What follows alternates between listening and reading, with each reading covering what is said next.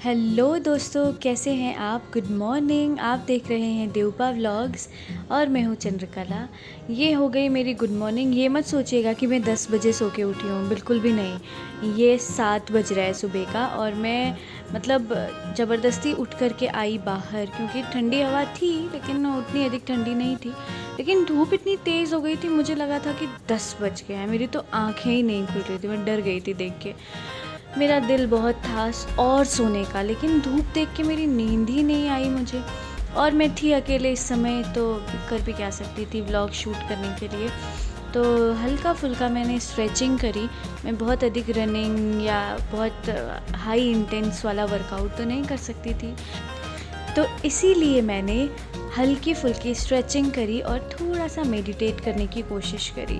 मेरी बॉडी बहुत स्टिफ़ हो चुकी है सफ़र करते करते, इधर से उधर इधर से उधर, और पहाड़ों में कहीं पर ठंडी, कहीं तेज़ धूप, कहीं बारिश।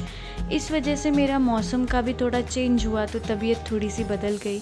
और खान पान भी ऐसा ही कुछ हुआ, बहुत अधिक तो उल्टा सीधा नहीं किया, लेकिन फिर भी उतना अच्छा ध्यान नहीं रख पाई अपनी हेल्थ का और डाइट का। और सुबह की फ्रेश एयर में हल्की फुल्की मेडिटेशन किया, और धूप हरी घास लगी हुई थी जिसमें थोड़ा सा मैंने वॉक किया। और इतनी प्यारी धूप और ओस पड़ी हुई थी इस पर, और बहुत अच्छा लग रहा था, वॉक करने में मज़ा आया। और यहाँ पर मेरे पास एक छोटी सी किटी थी, 2 किटी थी। आपको लग रहा होगा कि ये कल वाली ही बिल्ली तो है, नहीं, ये कल वाली बिल्ली नहीं है, ये बिल्ला है। कल बिल्ली थी जिसका नाम रमेश था, और आज ये बिल्ला है जिसका नाम सुरेश है। मतलब ये ज़्यादा फ्रेंडली था।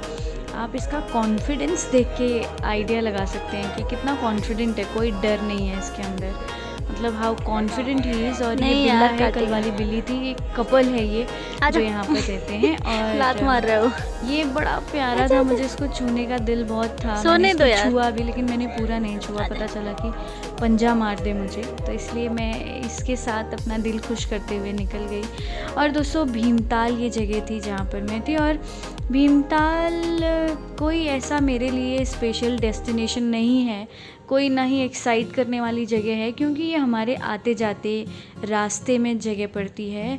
और जब भी हम घर जाते हैं तो भीमताल होके जाते हैं, जब आते हैं तो भीमताल होके आते हैं। कल हम भवाली से आगे निकले थे, और आज का ये जो व्लॉग है ये है भीमताल का, जो हमारे रास्ते में ही पड़ता है। भीमताल भी आप देख सकते हैं। यहाँ पर मैं रुकी नहीं, बस चलते चलते कुछ बाइट्स रिकॉर्ड कर ली। मैं बहुत ही खुश थी। मेरा हमेशा से दिल था कि मैं बाइक से कहीं पर, मतलब इस तरह से बाइक से जाऊँ, पहाड़ों पर बाइक से जाऊं, क्योंकि टैक्सी से या बोलेरो से सफ़र करना बहुत कष्ट देता है। वॉमिट होने लगती है, पेट्रोल की स्मेल से बड़ी दिक्कत होती है, सफोकेशन लगने लगती है। और बाल खोल के ऐसा, मतलब ऐसे मेरे शौक़ थे जो कि आज मैंने थोड़े बहुत जिए हैं। स्कूटी से जाने का चांस मिला, और स्कूटी में आने से ये फ़ायदा हुआ कि हम जाम में कहीं नहीं फंसे। आप देख सकते हैं कि भीमताल पूरी तरह खाली थी, क्योंकि आज मंडे है, और मंडे के टाइम पर लगभग टूरिस्ट बबाए थे, कोई नहीं था। और ये खूबसूरत सा वेदर आप देख रहे होंगे, बादल, नीला आसमान, और ये हरी भरी वादियाँ, और ये ग्रेश सड़क सुनसान सी साफ़ सुथरी, और इतनी ही ठंडी हवा मैं महसूस कर पा रही थी। कुछ ऐसी हवा थी कि मैं नहीं बता सकती। मतलब भीमताल से हो करके हम ये आ रहे हैं हल्द्वानी की तरफ, और हल्द्वानी की तरफ आते समय रास्ते में आपको ये दिखेगा, और काफ़ी अच्छी डिस्टेंस है। और यहाँ से आते टाइम आपको किनारे जगह जगह पर लगे हुए भुट्टे के स्टॉल्स भी दिखेंगे, जहाँ भुट्टे भी आपको खाने के लिए मिलेंगे। और इस समय मौसम खासकर बारिश वाला है, तो ग्रीनरी बहुत अच्छी है। वैसे भी यहाँ ग्रीनरी ही रहती है, लेकिन इस समय ज़्यादा ही ग्रीनरी है।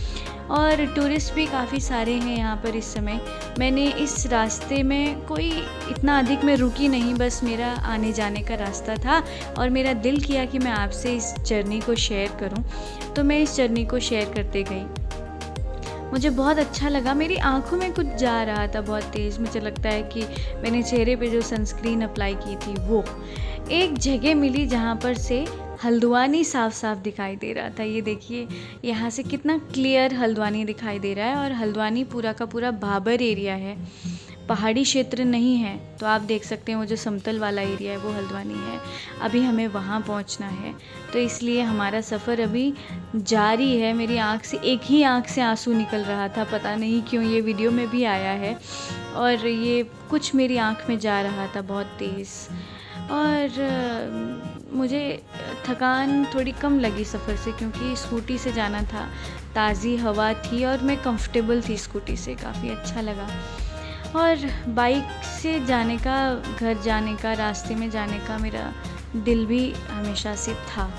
तो आज ये हुआ, क्योंकि मैं अकेले थी तो इसलिए मेरे लिए पॉसिबल हुआ, वरना हम 3-4 लोग होते तो तब तो गाड़ी से ही जाना पड़ता। और फिर से यही हसीन वादियाँ। और सुबह मैंने नाश्ता नहीं किया था, ना चाय पी थी, कुछ भी नहीं।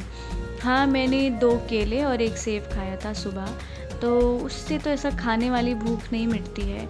ये स्मूथ सड़कें ना आज कुछ ज़्यादा ही अच्छी लग रही थी मुझे, जिनका मुझे आपसे शेयर करने का दिल किया। आप देख सकते हैं कितना ग्रीन और कितना खूबसूरत ये लग रहा है, कितना प्यारा लग रहा है देख करके।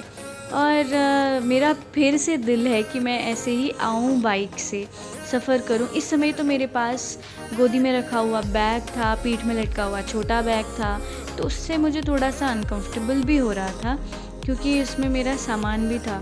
मेरी ऐसी तमन्ना है कि मैं बाइक में सिर्फ़ एक मोबाइल लेकर के आऊँ और लंबे जर्नी पे जाऊँ, क्योंकि ये बैग्स बहुत मतलब इरिटेट करते हैं लगेज साथ में बाइक से।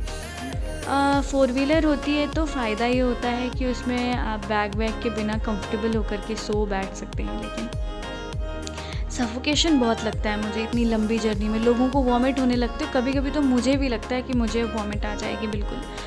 तो ठीक था मैंने इस जर्नी को, लेकिन बाहर निकलते इतनी तेज़ धूप हो गई थी, इतनी तेज़ धूप हो गई थी कि दिल कर रहा था कि अब क्या होगा, कैसे होगा मामला। और यहाँ तक पहुँचते मुझे काफ़ी टाइम भी हो गया था, मतलब टाइम क्या, मतलब देर हो गई थी, 11:30 समथिंग हो गया था। और हमको जल्दी पहुँचना था, 12 बजे तक हल्द्वानी पहुँचना था। काम था बहुत अधिक हमारा इम्पॉर्टेंट, तो 12 बजे तक हल्द्वानी पहुँचने की वजह से तेज़ी से निकल रहे थे, दौड़ रहे थे, हंसी मजाक चल रही थी। खासकर मुझे तो पहुँचना ही था, तो इसलिए ये बिल्कुल भी मेरा हॉलिडे वाला नहीं है टाइम। मेरा इम्पॉर्टेंट काम जो था उसकी वजह से जो बचा हुआ समय था ना, उसको यूटिलाइज़ कर रही थी। लेकिन इतनी तेज़ धूप थी ना, ये पहाड़ों वाली तेज़ धूप इतनी लगती कि मेरी आंखें ही नहीं खुल रही थी, आंखें एकदम छोटी छोटी हुई जा रही थी, और जिससे मेरी आंखों के नीचे फाइन लाइंस साफ साफ दिखाई दे रही होंगी। और बालों का तो उड़ उड़ करके कुछ नहीं कहना। मैंने मांग निकाली हुई थी और 2-3 अलग तरह की मांग निकल गई। बाल पता नहीं ये छोटी फ्लिक्स कहाँ से मेरी निकल जा रही थी, मुझे कुछ पता ही नहीं। और शूट करना भी बहुत मुश्किल लग रहा था, इतनी तेज़ धूप जो मुंह पे, चेहरे पे ऐसी चुभ रही थी। और उस ढाबे का मुझे मेरी नज़रों को इंतज़ार था जहाँ पर हम खाना खाते थे घर जाते समय। जब भी हम घर जाते हैं तो वहाँ पर खाना खाते हैं, या आते हैं तो वहाँ पर ज़रूर रुक करके खाना खाते हैं, वहीं पर खाते हैं। और मैं उसी ढाबे का इंतज़ार कर रही थी कि कब पहुँचें और कब खाएं। और फाइनली उस ढाबे के करीब हम पहुँच ही रहे थे, और बहुत सारी चीज़ें देखने को रास्ते में मिल रही थी, अलग अलग तरह की चीज़ें। और ये मेरे बाल बहुत इरिटेट मुझे कर रहे थे, जिनसे आज मैं थोड़ा सा इरिटेट भी थी। फिर फाइनली जहाँ हम पहुँचे वो हमारी फेवरेट फूड की डेस्टिनेशन थी। और खाना हमने, ये देखिए जहाँ पर ये ढाबा बना हुआ है, रेस्टोरेंट है, वहाँ पर इतनी अच्छी लोकेशन है। आप कभी जाएं तो ज़रूर, भीमताल से नीचे हल्द्वानी आते समय आपको ये मिलेगा ये जगह। ये उस रेस्टोरेंट से आगे की तरफ एक सादा सा रेस्टोरेंट है। इसके आगे मैं शूट नहीं कर पाई। टाटा बाय बाय दोस्तों, टेक केयर, कल मिलते हैं।